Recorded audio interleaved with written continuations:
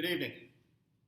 We are here tonight to celebrate and to induct some of the most influential players that have ever played the game of football.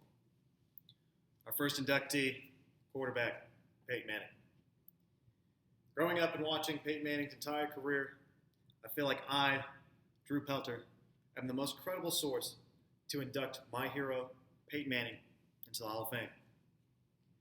Peyton Manning revolutionized the game throughout 18 years of playing football.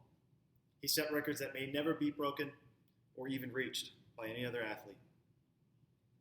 This evening, I'll be discussing Peyton Manning's milestones, legacy, and his qualifications of earning and securing the Hall of Fame honor. Ever since Peyton Manning's start at the University of Tennessee, Peyton Manning has been preparing harder than any other player for the game of football. Tony Dungy said that Peyton Manning watched 22 games of film in preparation for the Super Bowl against the Chicago Bears, who had one of the best defenses in the league that year. Peyton Manning had a high school career that went on quite smooth. He led his team to a 34-5 record. Peyton Manning was also recruited by 60 different colleges.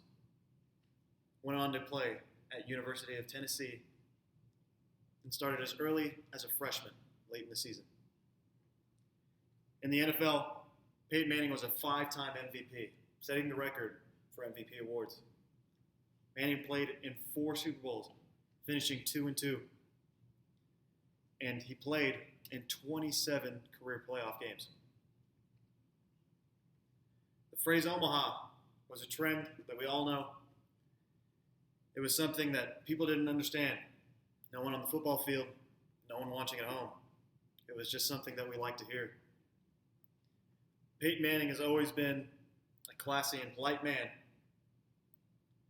He started a foundation back in '99, the Payback Foundation, spelled P-E-Y.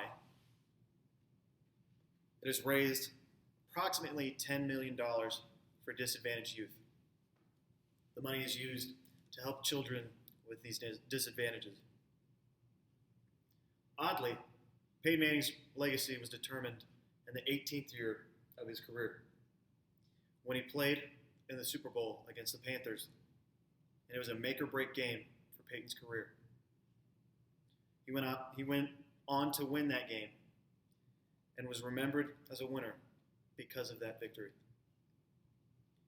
Peyton Manning set multiple records in his career. One of the most notable was a winning percentage over the 18 years. He had a winning percentage of 78.9 and had 186 regular season wins. Peyton now joins the ranks of Joe Montana, Terry Bradshaw, and a man that he broke most of his records, Brett Favre. Peyton Manning's last season was almost an exact representation of his entire career. It wasn't always easy for Peyton. He dealt with injuries. He dealt with crushing defeats. But in the end, he worked hard enough to be remembered as a winner.